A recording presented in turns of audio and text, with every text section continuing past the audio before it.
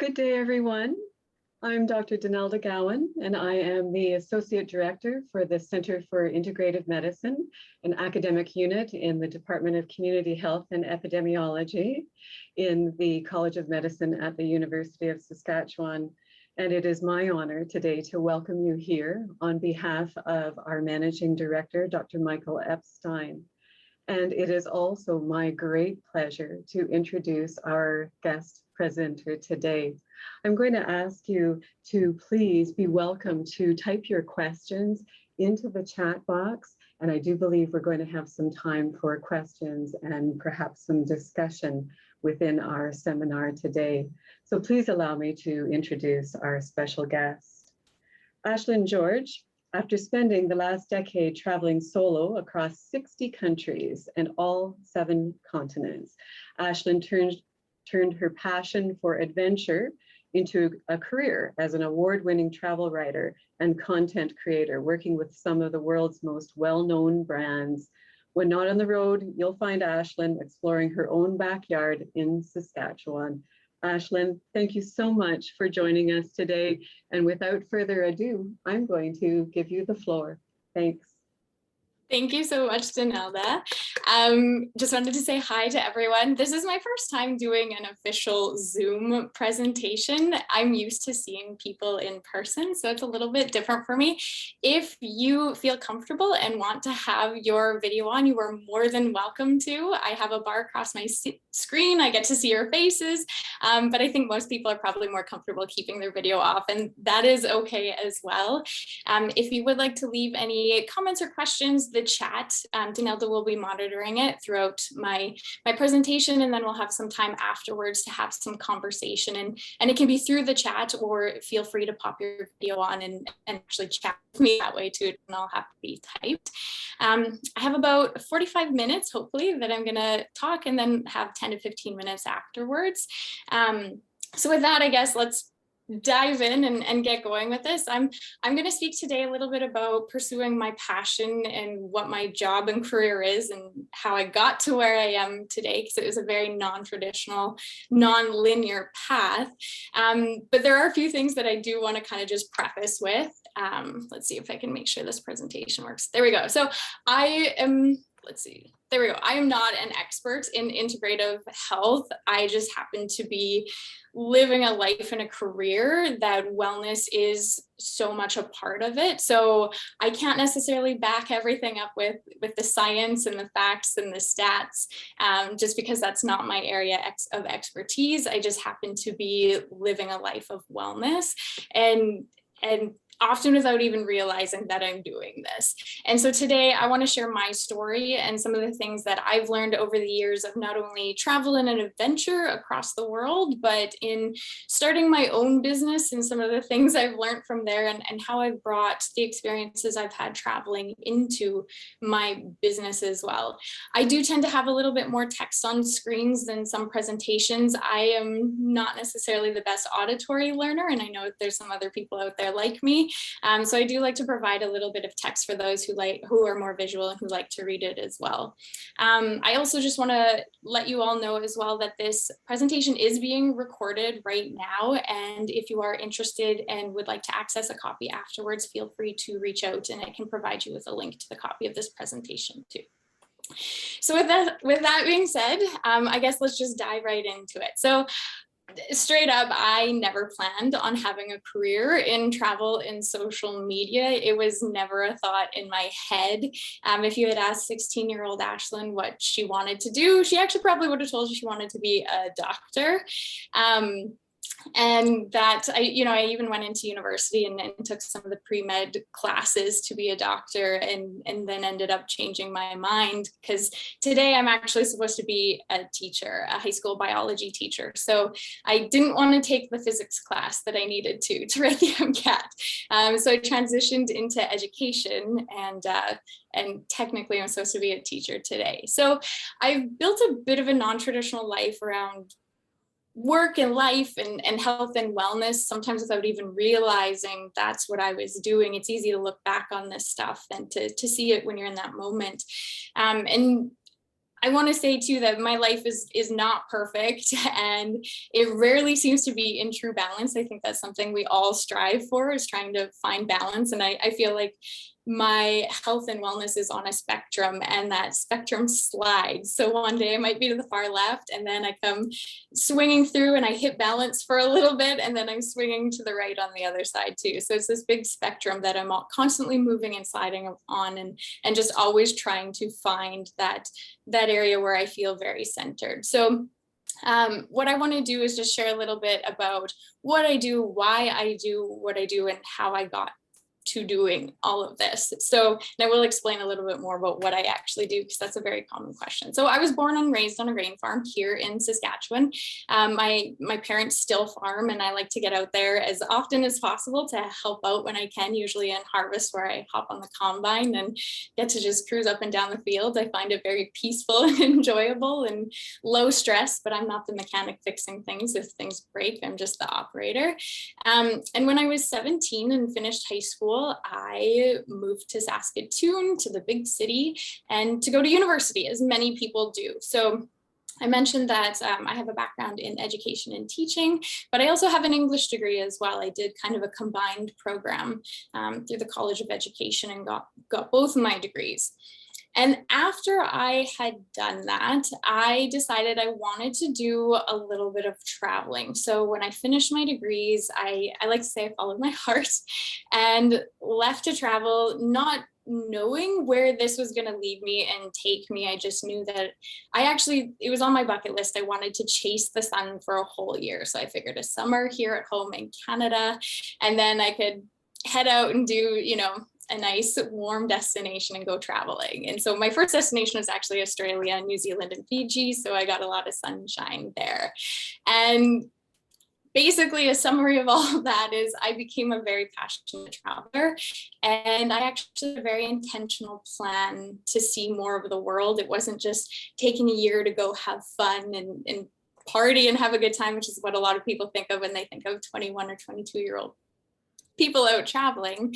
I became very intentional about my purpose and what I was doing with my time spent traveling. So my whole philosophy was that after spending 5 years learning in university and in an institution, I wanted to spend 5 years learning in the world, because both are so valuable and amazing ways to seek out knowledge and education and learning. And they're very different, but they both have so much value. And so I figured if I could spend that much time in university, I'd be able to, equally weight it towards travel. Plus travel is always fun and exciting. So I made it happen.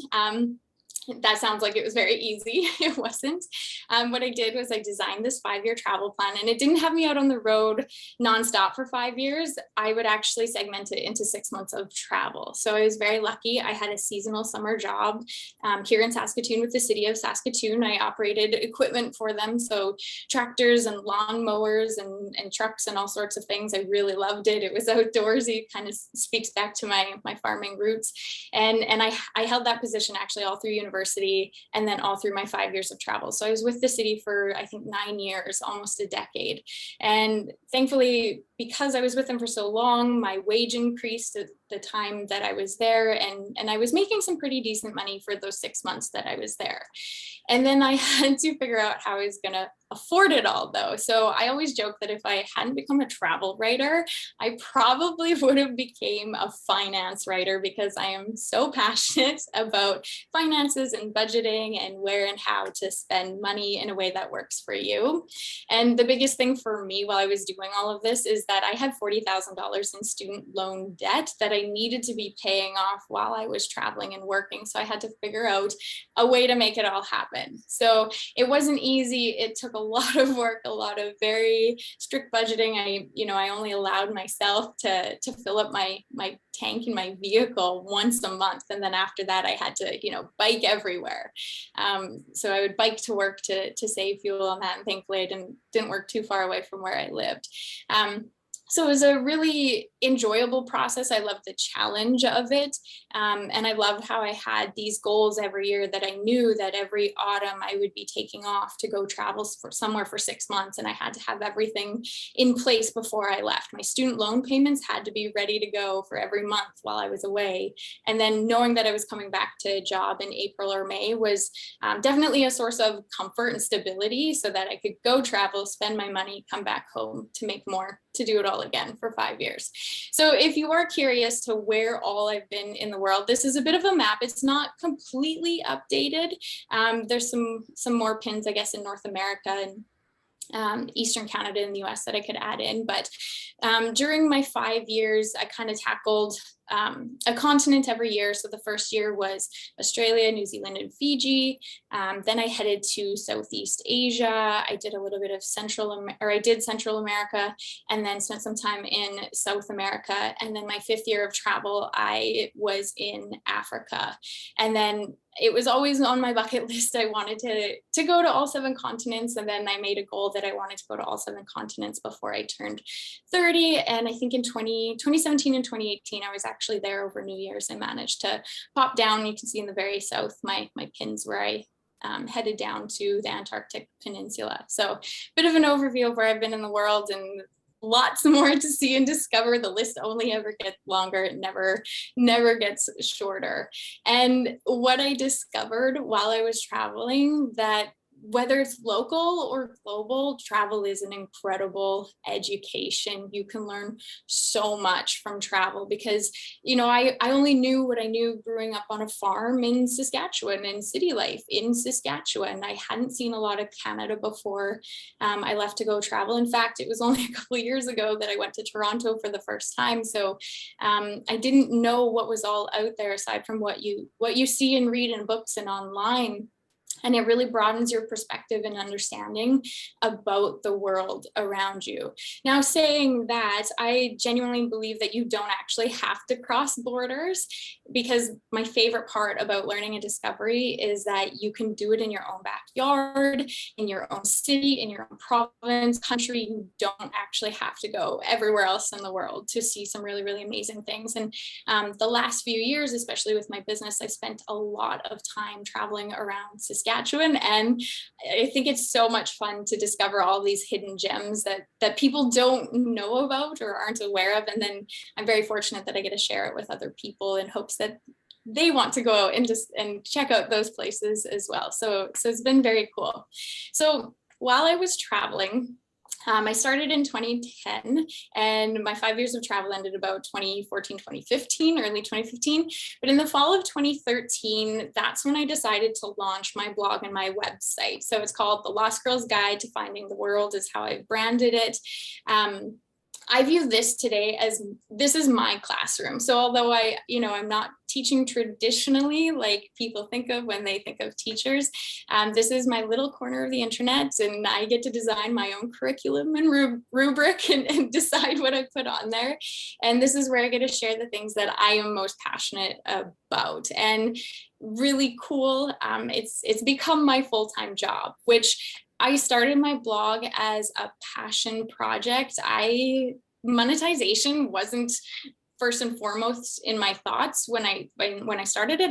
I knew I had some neat stories that I felt like sharing with, family and friends who were interested in reading when I was traveling, and I really loved to write. So it kind of was just a really fun project that I got to work on in the summer months when I was at home in Canada, and then build on as I continued to travel.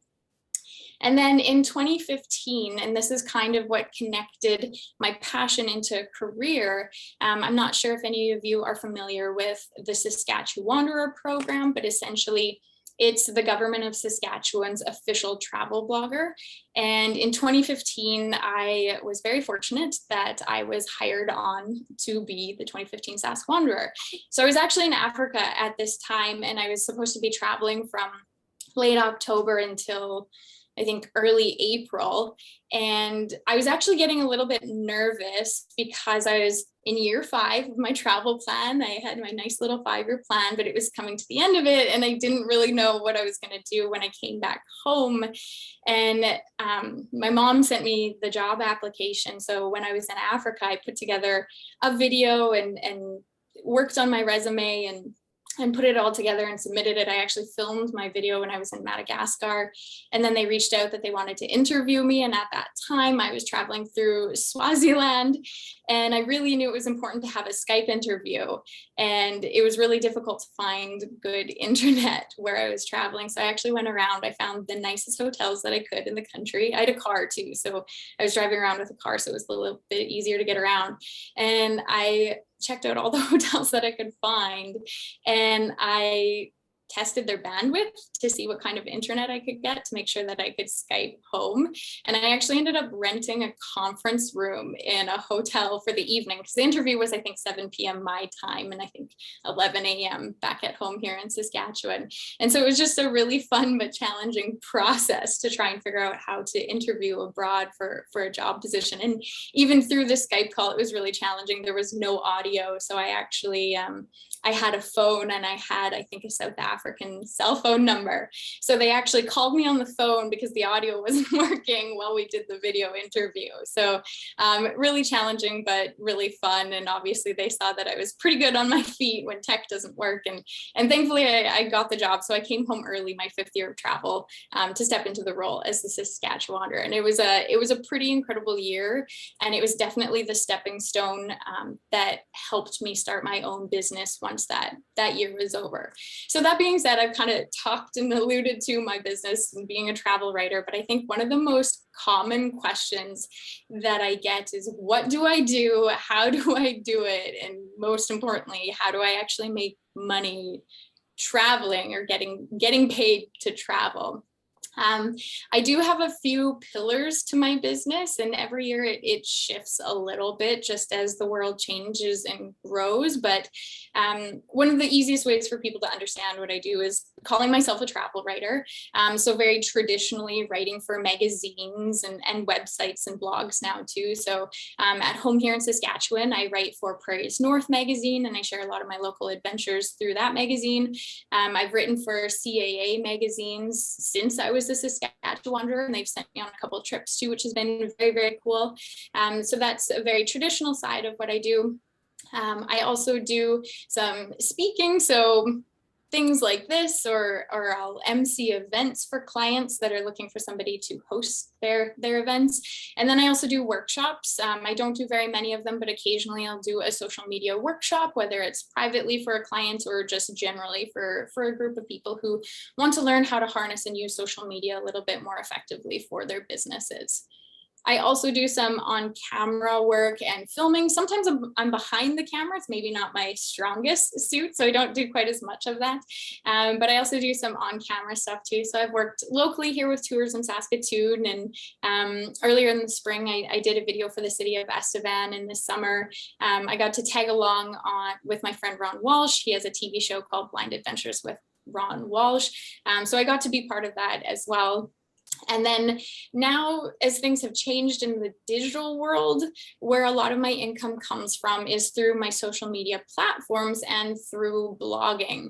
And so I'll partner with different businesses, brands, tourism boards, to create content and share that content to the followers and people who follow along on my social media channels. A lot of it is through Instagram, but I do post a lot of blog content. A couple of weeks ago, I headed out to Cranbrook and Kimberley with the tourism boards there. So you can see in the bottom right, top 10 things to do if you visit Cranbrook, BC. And so this has become a much bigger part of my business now, and it's just growing every year. And I did the math last night to figure out the percentage of it. And right now, social media and blogging for me is about 60% of my income right now. And if you had asked me that 4 years ago, it would have just been the more traditional travel writing. So I have a few different pillars to help me earn an income. And it was actually very helpful when COVID hit, because obviously I lost a lot of my speaking and in-person events. So being able to have that digital space made that transition a little bit easier for me when I did lose a lot of travel work and in-person work. And also with the social media, so this is just a couple examples of some of the clients that I've worked with in the past. I worked 2 years with NFL Canada. I've worked with Ford Canada. I've worked with McDonald's Canada. That was a really cool partnership for me, because when I was out traveling, when you're on the road for 6 months at a time, sometimes you just want a little bit of home. You want a little piece of home to remind you, just, you know, that comfort, right? And not that I ate at McDonald's a lot when I was in Canada, but it was one of those things that you saw in a lot of the countries that I was traveling through. And so I actually started doing this kind of quirky and fun thing where I would have a Big Mac meal in every country that I went to that had a McDonald's, and then I would mark the price down. I would convert it back to American currency, and then I tracked it, I think, across 30 or 35 countries, because again, not everywhere has a McDonald's. And it became this really fun thing that I would do if I was traveling through a country. I had to find a McDonald's. Some countries only have one McDonald's, some have lots, and then have a Big Mac meal. So when McDonald's reached out to work with me on my social media channel, I was very excited, because I'm just genuinely a fan. But in the process of doing all of this, I have sometimes been called an influencer. And this is a newer title that we've heard in probably the last 3 or 4 years. And it's really interesting to me, because I became an influencer not out of intentionally wanting to be one, but as a byproduct of what I was doing and what I was sharing and how I was sharing it. So I was sharing things I was really passionate about, what I was doing, traveling and adventuring, and those areas are my areas of expertise. So today I would consider myself an expert in travel in Saskatchewan. I've spent years and years adventuring around in all different seasons. And when I share that content, people find it valuable because I've spent the time to go out and do it and experience it and explore it and learn about it and interview people about it. And so this being an influencer is actually a title that I'm fairly uncomfortable with, because that was never my intention. I just was sharing things that I was really passionate about. But it's been really neat to see how I've been able to build it into my career and have it work for me as well. And in terms of talking about social media too, there's just something that I always like to remind people. I think we all know this and we're all aware of this, but when I talk about social media, I always like to bring it up that on social media, people's accounts are polished, perfect, curated, marketed versions of their lives. It is the best of the best. It is the resume of people's lives. And I just always like to remind people not to compare your life, especially in that one moment, and your work and your interests against everybody else's that you're scrolling through on social media, because everybody's curating it. It's not always the full story. They're only sharing a snippet and usually the best of it. And it gets really hard sometimes when you're scrolling through and you see account after account after account and you're like, oh, look at what they're traveling, look at what they're doing, look at they're getting married. And it's really easy to play that comparison game. And it's really hard because it's not even a one-to-one comparison. You're comparing yourself to thousands of other people and accounts that are carefully curated. So I just always like to remind people, take a step back and don't get caught up in all of it sometimes, because I know it can be really hard on mental health too. So it may have taken hundreds of photos to get that particular shot, and this may be somebody's entire career versus just a hobby or a fun place to share moments with family and friends. So yeah, that's just something I always like to share and talk about, because social media is so wonderful, but it can also be challenging in the same respect. And for me, with my social media channels, it's really allowed me to build a community. And I think this is one of the most beautiful things about it. It's this tool that I've been able to use to meet people with the same interests and passions, and then meet them in real life, not just digitally. I look at a lot of my friend group now, and a lot of them I actually met because of Instagram or Facebook, and somebody sent someone a message, and then we went on an adventure together. And even the group of people in this photo, so this was a canoe trip I did a couple years ago, and I only knew one other person on this trip. I met her because of social media, and then I was able to meet all these other people, several, I think most of whom I've actually had other adventures with as well too. So it's really cool how social media can be an incredible tool to connect you to other people. And so with my social media platform, it's taken time and hard work and trial and error and being consistent to get it to where I am today. I know sometimes you see accounts and they kind of seem to bloom overnight and go viral and get a lot of followers. And for me, it's not been the case. I started this back in late 2013, and it's just every year I just take a couple more steps forward. There haven't been many leaps or jumps. It's just been slow and steady. And I really love this quote by Marie Forleo, and it's success doesn't come from what you do occasionally. It comes from what you do consistently. And I feel like that is just the theme of my life and getting to where I am today, is that I've just been nonstop. And sometimes I joke that the only reason I am where I am today is because I was just too stubborn to give up. I refused to give up. I was like, doesn't matter. I'm going to figure it out. I'm going to make it work. I'm going to make this happen.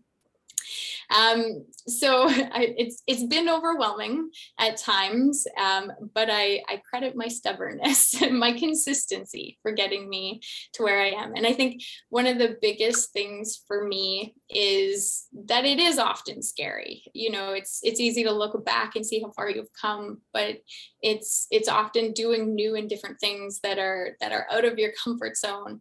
But I can wholeheartedly say that every time I've done something difficult or challenging, or, you know, even today I was telling Donalda when we hopped on the call early that, oh, I'm nervous. I'm always nervous before I speak in front of people. And I think that's a good thing too, to be a little bit scared. And when you feel that tightness in your stomach and your chest, it's usually a sign that you should probably go forward with what you're doing, because that fear is a powerful tool as well, that when you're able to harness it. So it's always worth it. So overall, that's kind of an overall overview of my business, but my purpose as a business is, my whole goal is, I just want to educate and inspire people about how they can travel and explore too. And like I mentioned, whether that's locally or globally, I just want to show people, here's a way that worked for me, and it might not work the exact same way for you, but take snippets of this and turn it into what works for you, and get out and go exploring in a way that works for you, and know that it is possible.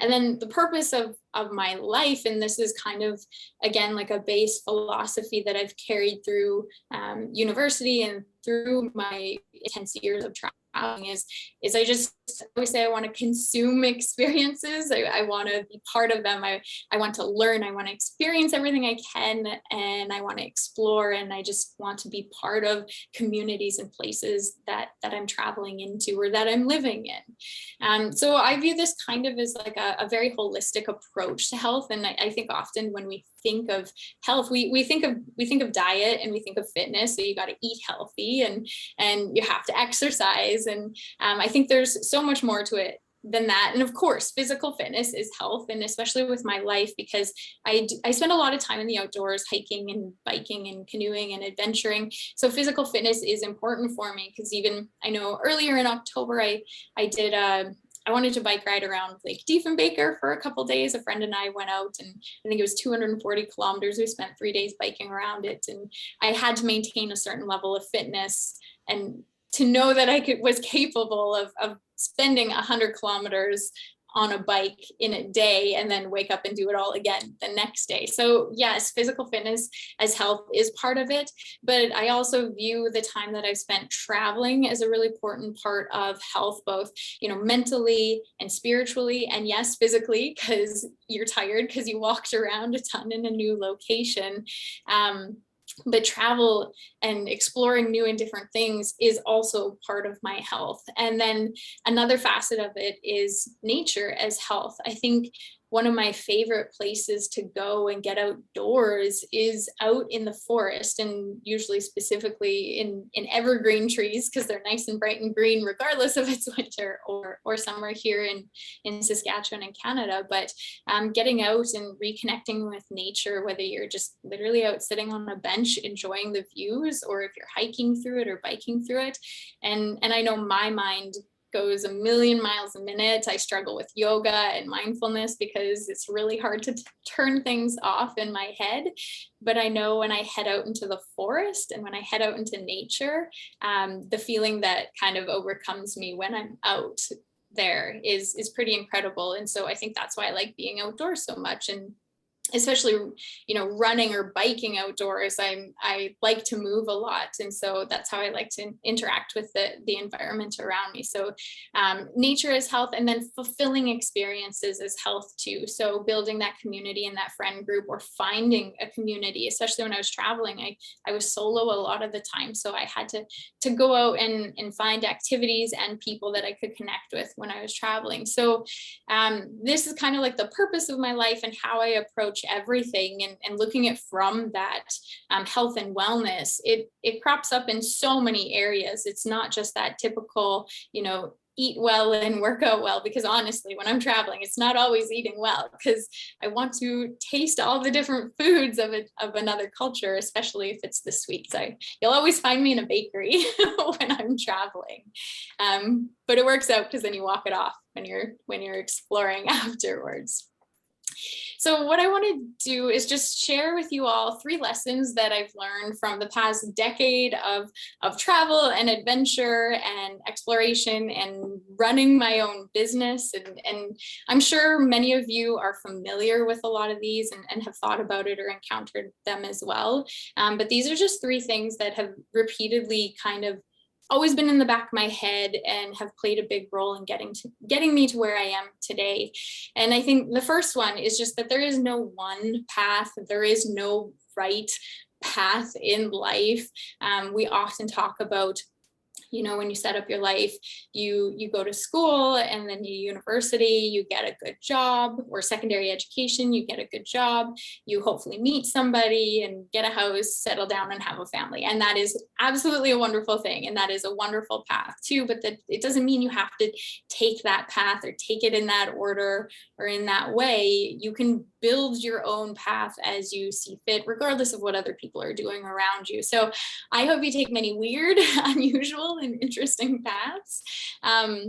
I feel like I've taken some very odd paths at times, and I feel that's what's brought me to where I am today, is being open and willing to do things a little bit differently than how people kind of expect things should turn out. And I always think of this one moment in my life that thankfully I actually didn't get the job from my first teaching interview.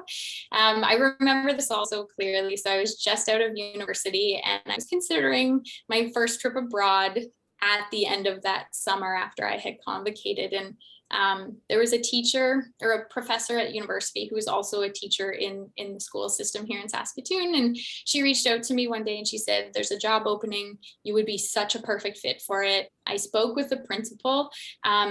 If you're interested in interviewing, there's a time slot that they'll book you in for an interview.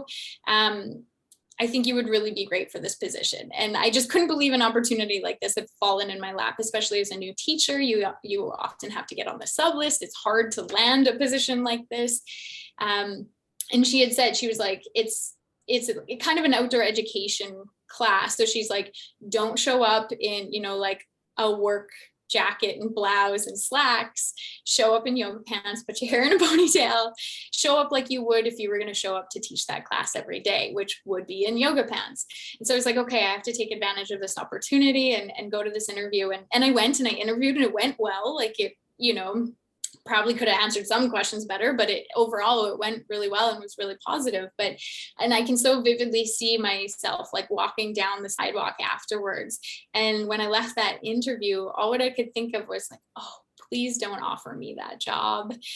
because if I had been offered that job, I don't know if I would have been able to say no to that opportunity, even though it wasn't maybe the perfect fit at the time.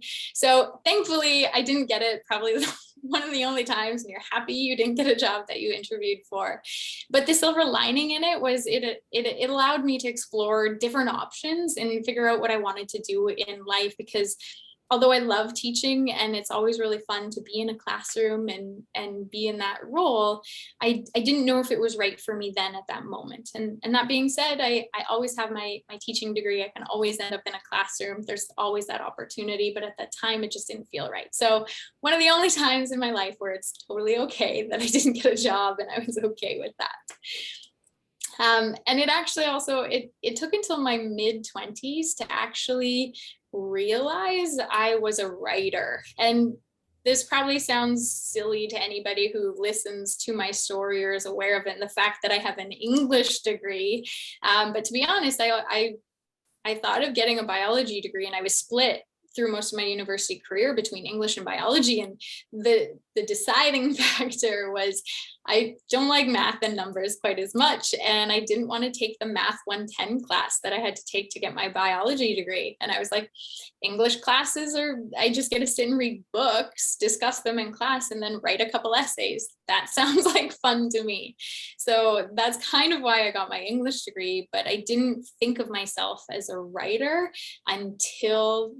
probably until I was hired as the Saskatchewaner, where it took somebody else telling me, yes, we value your writing skills, you're a writer, for me to actually view it that way. And it's funny because if you ask my mom or my parents, like as a kid, I was that kid who devoured books. I'm a night owl, so I'd be like reading by the light of the hallway, just trying to read as much of the books that I could, and always writing little stories and having little notebooks. So it was apparent since a young age that I was a writer, but it just didn't, I couldn't see it, and it didn't feel real until I actually got hired as a travel blogger and a travel writer. So I don't necessarily feel like my path was linear in figuring out what worked for me.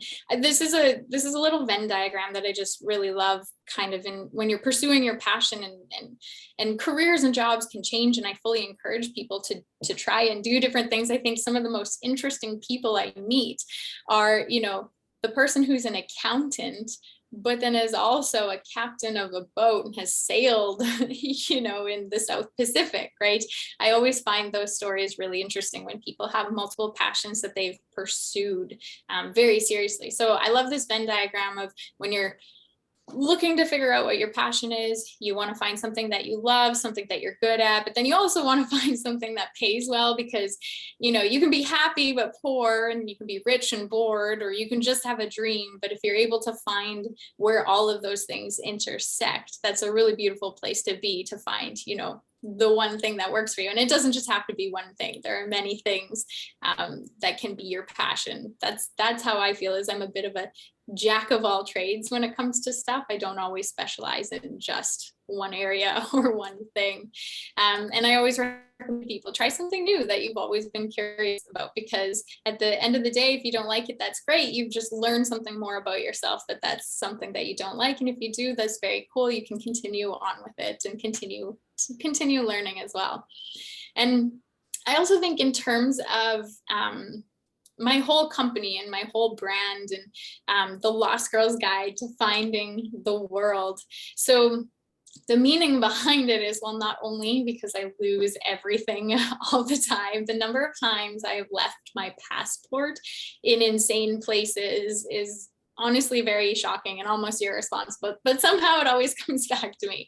I've left passports on islands in Fiji and on airplanes going to Easter Island, and in hotels and hostels that I've been staying at, and in car rentals where I couldn't find it for weeks, and it was under the seat of a car that I had rented. So it's not just because I lose things, but it was because so much of my life I actually didn't know what I was doing or what I wanted to do. And even today, I don't know where I'm going to be in January. I don't know where I'm going to be 5 years from now. And I felt like that for much of my life. And I was hoping by going traveling for 5 years that I would I would figure out a little bit more about who I was and what I wanted to do. And it took a lot of time, and it took trying a lot of different things.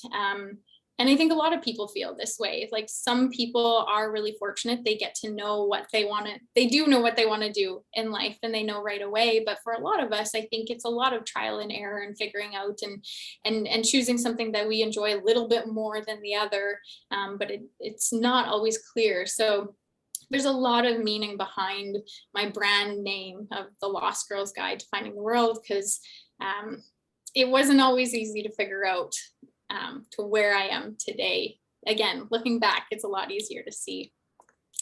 The second thing that I've learned is that you really do make your own opportunities happen. I always like to say yes to things. And of course, you never want to say yes to so many things that you can't manage it and you're overwhelmed. But I talked about that gut feeling of a little bit scared and fearful about things. That's usually a sign that you need to say yes to things, because what that means is it's pushing you outside your comfort zone, and that's where you're going to learn a lot. And I always think of when I'm learning something new, in that moment, it feels really big and overwhelming. And I'm usually terrible at it because I'm not a quick learner. I'm not natural at a lot of things. It just takes time and effort and the willingness to input that time and effort. But the difference is that you said yes to it, especially when they scare you. And I think this is a great way to make opportunities happen for yourself. And I was able to really experience this when I was traveling. Travel taught me to say yes. I experienced new and interesting places every day. It was just like an onslaught to the senses.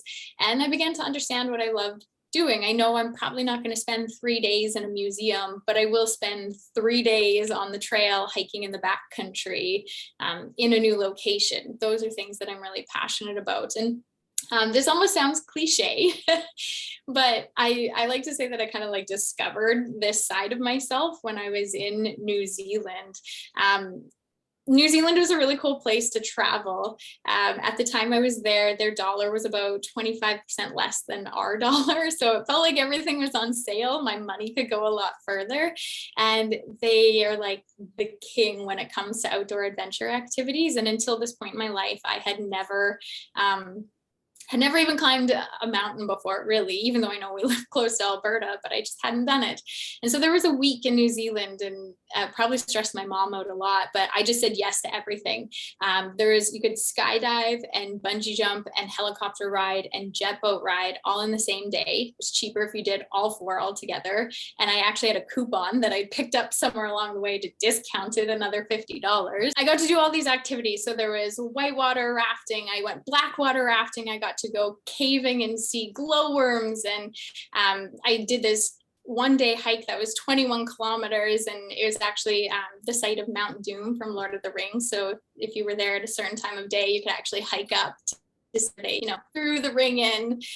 So some really cool opportunities, and it was this whole week, and it was amazing and exhilarating and exciting. And this set me up for becoming an adventure and adrenaline junkie today. So I pursued scuba diving to a professional level. I have my dive master certification, so I can go out and take people diving with me if I wanted to. I'm not a mountaineer, but I did dabble in a little bit of mountaineering when I've been traveling. That photo is from Cotopaxi in Ecuador. It's about not quite 6,000 meters above sea level. It was a really extraordinary hike. You hike through the night, and Cotopaxi is actually an active volcano with an equatorial glacier on it. So really unusual, really cool. And you're able to hike it overnight to get to the summit. And it was this crazy night where there was an avalanche nearby. Some of the snow and ice was shifting. And then we got to the summit, and I was really slow. They say only about 40% of people who actually try to summit Cotopaxi make it to the top. And I was the last one that night. Everybody else had made it for sunrise or just after. And I was still hiking up, but I made it to the summit. And when I was standing up there with my guide who helped me get to the top, we're standing there at almost 6,000 meters above sea level, and in the distance we could look out, and there was another volcano that started erupting while we were standing on the summit. So some really extraordinary and cool moments that I've been able to experience. And in Ireland a few years ago, got to drive a military tank, which is really cool. Anybody can do this, by the way. It's a military museum in Ireland where, yeah, you just get to pay for the opportunity to drive a tank. And then recently I've gotten into whitewater canoeing, and this summer I was able to go on a 10-day whitewater canoeing trip with 6 other women, and it's actually extra cool because we also got to do some exploratory rock climbing. So New Zealand was really a foundational place that I traveled, where I really got to explore a lot of these opportunities. And as I get older, and maybe, I don't necessarily need to go bungee jumping again. It was really scary and stressful, but it was really fantastic to have the opportunity to try it and explore that. So travel gave me the confidence and the future confidence to know that I was capable of doing big things. And that means building my business when I was ready for that, and networking. I'm a little bit introverted. So to walk into a room of people that I don't know and strike up a conversation and find mutual ground to talk about can feel really, really intimidating, no matter how many times I do it. And then learning to take healthy and smart risks because they're worth it, and knowing where you're going to get to, it's gonna push you along further. So looking back, I can see the path, how travel led me to starting a blog, to getting hired as a Saskatchewaner, to self-employment, and I'm in year 6 of running my own business, and things are going well.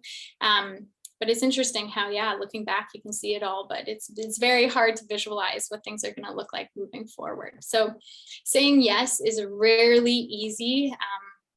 It can be really hard to do. It's easy to stay in that comfort zone. And I think for me, when traveling long-term over those 5 years, I challenged society's expectation of what I was supposed to be doing. Well, I had gone to university, I had my opportunity to take jobs or to apply for jobs. And I decided, no, I want to take some time off and start traveling. And people would always ask me, okay, well, when are you going to start real life and settle down? And I always first I was surprised by it, but then I just kind of laughed at it, because I'm like, well, this is my real life. And it's just a little bit different, because it's okay to take different paths and routes to get to where you want to be. So saying yes is rarely easy. Sometimes you got to push back against expectations of how things are done sometimes, but it's always worth it. And so the third and final thing that I do want to talk about is that no one else is responsible for your own happiness, your own health, and your own success but you. Yes, you can build a family or build a community and family and friends who will support you, but at the end of the day, it all comes down to you. So I traveled solo, even though most of the time I didn't want to. I actually prefer traveling with other people. It is easier, which is like everything against what I just said. When I travel solo, I do meet a lot new and different people, but it is really fun to go with family and friends too, and build those memories with them as well. But I did it anyway for 5 years, not because I wanted to be on my own, but because I really wanted to travel. And that was the most important thing for me. And I always say I never felt ready for each of my trips. I've always felt nervous and scared and fearful. And I remember one night in particular, I was trying to pack my overstuffed bag. I'm a chronic overpacker, and decide what I needed and what I didn't. And I was pretty sure I was crying or near tears, and I was so stressed out about it, trying to get ready to go to the airport, and my parents were in the city, and my dad's always like cool reasoning, and he said, hey, he's like, Ashlyn, if you get there and if you spend a week or a day or 6 weeks there and you don't want to be there anymore, he's like, you can just come home. You don't have to travel forever. You can come back home. You don't have to prove anything to anybody. So even though I felt overwhelmed and scared and nervous of the unknown ahead of me, I did know that I could come back home. And I always appreciate knowing that like my family and friends are going to support me regardless. But I went anyway, and usually I was crying when I was coming back home, because I was so in love with traveling that I didn't want to come back. I mentioned the networking and then reaching out to clients to land paid work when I started my job, or like started my business. It was really nerve-wracking because I was new and green and didn't know a lot. I I would reach out because I needed to get paid, but it was really uncomfortable. But I was responsible for making my business move forward and be a success. It was a big learning curve. I needed to learn how to pitch, what to charge, make sure it was fair to both me and the client, writing proposals, reviewing and writing contracts, how to take rejection.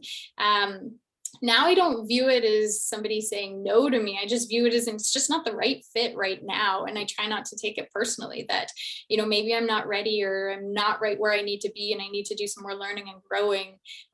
But yeah, anytime somebody says no to me, it stings for sure. But I'm like, that's okay. It just wasn't the right fit right now. Maybe in the future it'll be. Happiness and success ultimately are my responsibility. And so I just want to take a moment and talk about fear. Again, I think I've mentioned this, but fear can be paralyzing.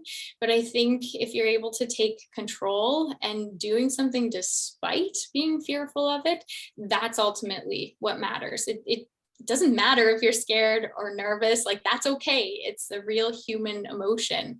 And it's how you use that fear that really matters and makes the difference. So I've discovered a lot. It's the journey that's usually the most fulfilling part. And it's often those difficult moments, or sometimes it's those small moments that seem insignificant that you can often find that moment of clarity or that aha moment. It's when you're going through that journey, and then you can take a second to kind of review it all and say, hey, this is really cool, actually, what happened. And I'm okay with that now. I am okay. I made it through. I accomplished it. I achieved it. There's this quote, I used to have this on my wall in my bedroom. It's by Lemony Snicket. And I just really loved it, that if we wait until we're ready, we'll be waiting the rest of our lives. So like that trip where I didn't feel ready and my dad gave me that little pep talk. I wasn't ready, but it was okay. I was going to go and do it. And it turned out okay in the end. And so I just want to take a second too to talk about having a positive mindset. And I think the important thing is the challenges and struggles and the scary moments that we all go through in different capacities and different ways. The fact that you're able to go through them, that's the important part, is that mental resiliency that you build up by going through those moments. And for me, it's made me who I am today, right? And I think that comes full circle into talking about that whole person wellness, right? It's not just one thing I've done over the years. It's a variety of different things for my mental, physical, social, emotional health, right? It's integrating these different aspects of your life all together, and it takes time and it takes work, and it's something that never ends. It's something that we will continuously work on our entire lives as we go through the different stages of our lives. It's mental and physical resilience and growth through both adversity and joy. So you don't just grow when things go bad, you also grow when things go well too, right? It's a sign of empowerment and confidence that you're moving forward. And just kind of like building that whole well-rounded life. So health comes from who we are and what we do on a daily basis. So it's how we choose to live, who we choose to interact with, and sometimes who we don't have a choice over who we interact with, but how we manage that and what we do. We do those things, what our purpose is. And I think it's all of these things that are fulfilling and make us happy. It's not one or the other, it's a combination of them all. So 3 important things that I just think that you can do in the pursuit of health and wellness is being curious, asking questions, approaching things, especially things that you're uncomfortable with or that scare you. Approach it with curiosity and push that comfort zone, right? Like, don't just do the things that are easy, do the things that are hard. And then of course, throughout your entire life, always be learning. There are so many ways that we can learn in the world today, especially with YouTube and Google, that it's just limitless in the things that we're capable of learning. So thank you all very much for tuning in to my little, presentation and just kind of the pursuit of my career and passion and pursuit of health and wellness. And I don't know if there's any questions or if anybody has some thoughts that they want to share, but Yeah, thank you guys so much for all your time today. I sure appreciate it. Ashlyn, thank you so much. That was a wonderful presentation of such a fascinating topic of travel and adventure and wellness. And I loved how you prefaced your presentation speaking about your unconventional or your non-traditional path, and that you were supposed to be a teacher, but of course you are a teacher. And I am so delighted in all of the things that you have taught me and that you continue to teach me. Following you has most certainly led me to a far greater appreciation of the many amazing role models that are living out many of the things that those of us who are here who are academics speak about in terms of whole person wellness and health promotion and the balance issues that you spoke about. And so I'm continually inspired by you, and I am so grateful for this presentation and for the many things that, the many new things that you've taught me today. I have lots of questions, but I know that we've got questions in the chat, and depending on your time, I would love to honor our audience questions. And then if we have time, there's a few more things that I would love to ask you, if that's okay with you. Absolutely, for sure. Okay, I know that there was a question in our chat. This was sort of a practical question around traveling alone versus traveling with others. And I think you might even expect this question: who's taken all these great pictures? That's actually, that's a very popular question I get. Quite often my tripod or my drone. That's a lot of the ways I get photos. Or if somebody happens to be with me, if it's, friend or family or partner, I'll set up a scene and ask them to take a couple photos for me too that way. So yeah, if you go on an adventure with me, you might have to snap a photo or two for me. But I always return the favor. That's terrific. Ashlyn, there's a question, this audience member says, loved hearing about how you have built resiliency in your life. Great talk. What's the most unique place you've traveled to, or maybe the top 3, if you don't mind? Let's see if I can load this up. It's still screen. This is another common question. I can never pick just one place. They're all incredible and amazing and have taught me so much. But these are 5 places I've really fallen in love with. They're all really deeply linked to nature and the outdoors. So Patagonia, both Chile and Argentina, Iceland, New Zealand. I talked about that a little bit just because the transformative experiences I had there. I spent 6 weeks in the Galapagos Islands. That's where I pursued my scuba diving. But Madagascar kind of has a special spot in my heart. It was really challenging to travel around, and it's a very poor country, but it's a really, really amazing country with wonderful people. So I would say those are some of my favorite places. Okay, terrific. I know of a few photos that whenever I think of your work, and sometimes when I think of the many lessons to which I referenced, the managing fear, the finding yourself in a position of discomfort, and your assurances that confidence comes from managing this discomfort, and that it can feel really big. And I love the way you described that in your talk today. And it reminds me of a photo that I've seen of you in scuba gear with one hand on one continent and another hand on another continent. Do you want to talk about that? Yeah, that was a really cool experience. That was actually in Iceland. You're able to dive the continental divide, and there's a narrowing in it where you can reach out and you're touching both the North American and the Eurasian continents at the same time. And that was on my bucket list. And it's a little bit more of a complicated dive to do. You're in a dry suit because the water temperatures are just a couple degrees above freezing. And it's stunning though. The water clarity is some of the best in the world. You can see 100 meters around you. And Yeah, it was a moment where it's a difficult dive because of the dry suit, and I don't do a ton of dry suit diving, and it was a little bit stressful, but it was such a cool opportunity that the stress of worrying about my dry suit and runaway ascending was secondary to wanting to have that experience, and then getting the education that you need before you just go do a dry suit dive. I had done my dry suit diving course in Western Canada beforehand to prepare myself too. But yeah, that was a very cool moment and a really, really unique dive to take. I'm thinking of some of the other things that I've seen evidence of you doing that might engender some fear. Did you have any funniness in your tummy when you were in the fighter jet?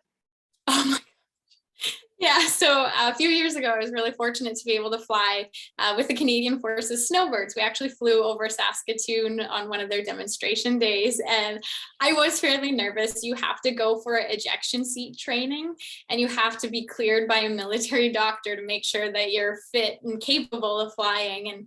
And when you fly with them, they are flying in formation. They're a couple feet away from each other. You look out of your window and you see the other jet literally 2 or 3 feet away from you. And they dive and move quite a bit, and it can be a little bit hard on the stomach, but it was really intense, but it was really wonderful. He even let me fly the jet as well, which was kind of pretty crazy. Once in a lifetime experience for sure. That's amazing. It's fantastic. All of those things, and you and I have had some conversations about how your lifestyle and your work integrates some of these aspects of health, and you covered them all in your presentation today, and I'm so grateful for that. But the one thing that I think that that perhaps I sometimes don't think about in watching people do these extraordinary things is that you have created a level of physical fitness. Do you want to talk a little bit about, you mentioned some of the work around creating mental resiliency, and I know you also partner or collaborate with others that do similar or parallel work with you in mental fitness. But I wonder if you would speak a little bit about the physical fitness. This is a component that when we're watching you do amazing things, we might not have as much appreciation as we perhaps need to of the physical fitness required. Yeah, so I try to incorporate physical fitness into my life every day where I can. It's not always possible, and I definitely have moments where I'm at more peak fitness than other times.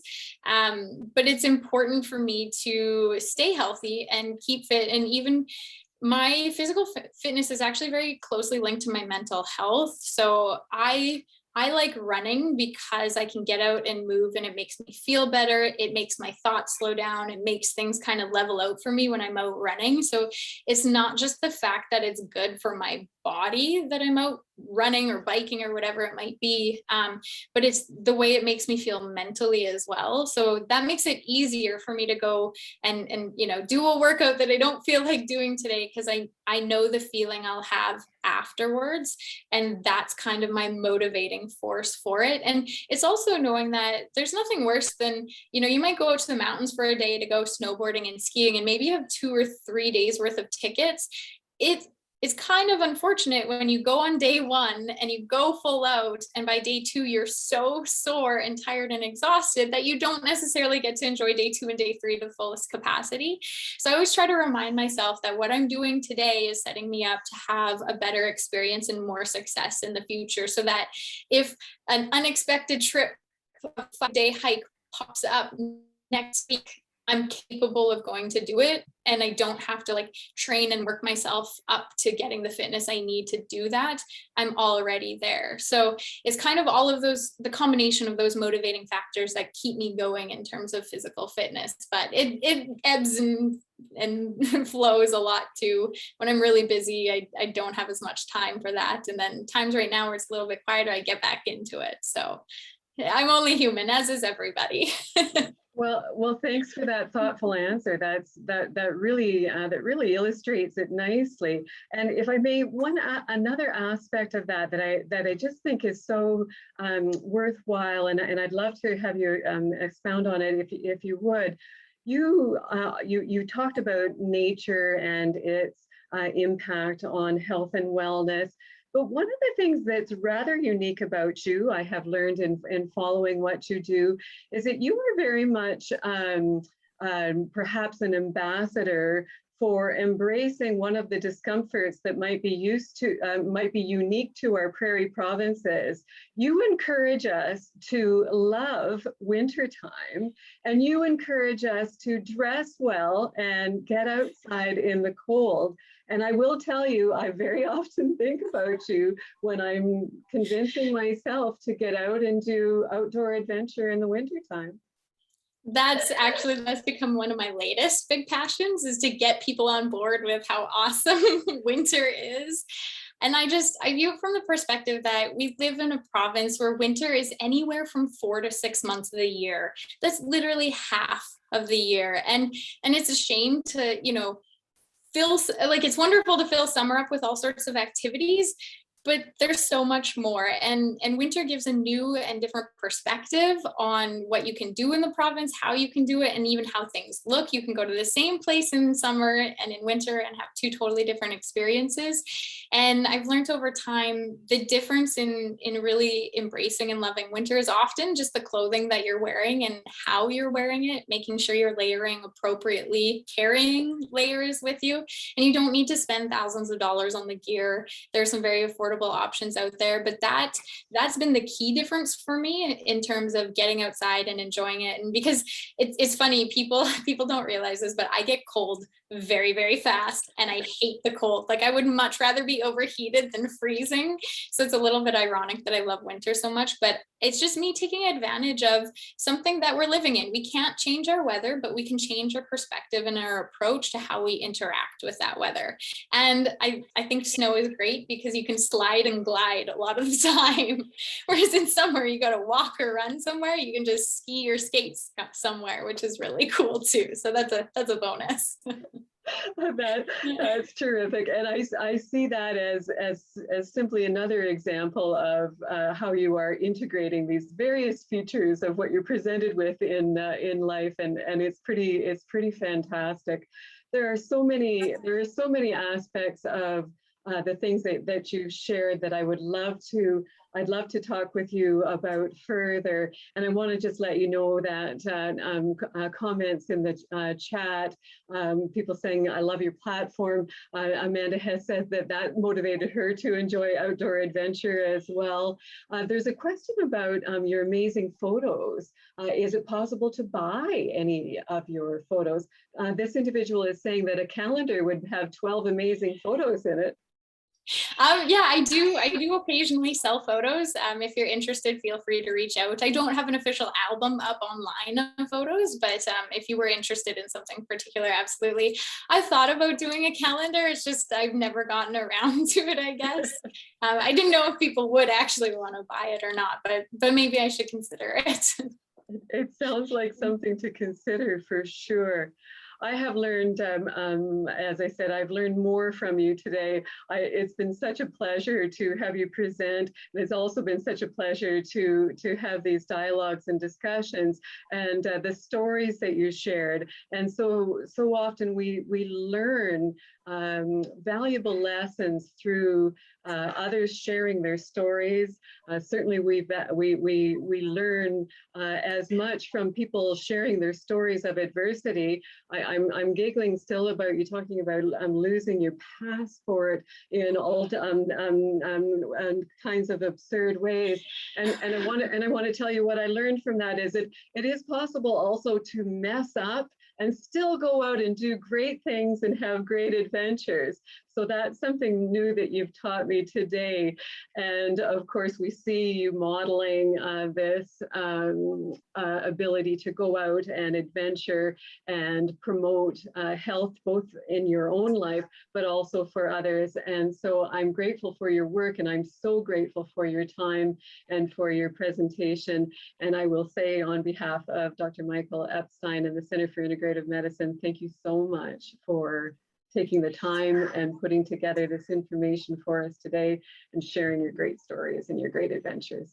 Thanks, Oh, Ashlyn. well, thank you very much. Thank you for letting me, come on the platform and share with everybody just a little bit more about what I do and why I do it. So I appreciate that. One final message in the chat says, so glad I tuned in today. What a great presentation. It inspired me. Thank you. Oh, thank you very much. I'll add my thanks again. Have a great day, everyone. And thanks everyone for joining in. Bye for now. Thank you. Take care.